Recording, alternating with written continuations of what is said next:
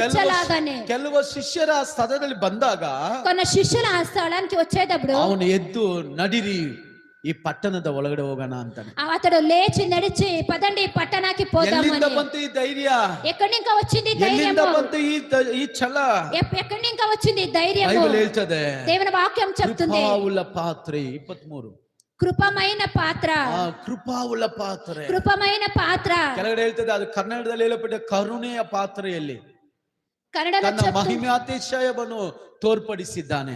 అతని మహిమే అతిశయంలో చూపించిండాడు అని. ಮಣ್ಣಿನ ಪಾತ್ರೆಯು మహిమే పాత్రని, ಮಣ್ಣಿನ ಪಾತ್ರೆಯು మಣ್ಣనింక పాత్రని, ಮಣ್ಣೆಯ ಪಾತ್ರೆಯಲ್ಲಿ ಆ ಮಹಿಮಾತಿಶಯವನ್ನು ಇಟ್ಟಿದ್ದಾನೆ. మಣ್ಣಿನ పాత్రని మహిమాశయలో పెట్టిండాడు. ಉಪಯೋಗಿಸ್ತಾನೆ, దేవుడు ఉపయోగిస్తాడు, ಬಲವಾಗಿ ಯೂಸ್ ಮಾಡ್ತಾನೆ, బలంగా ఉపయోగిస్తాడు, ಶಕ್ತವಾಗಿ ಉಪಯೋಗಿಸ್ತಾನೆ, మమ్మల్ని శతంగా ఉపయోగిస్తాడు. ಕಾರಣము కారణము ತನ್ನ ರಾಜ್ಯವನ್ನು ಕಟ್ಟುವುದು.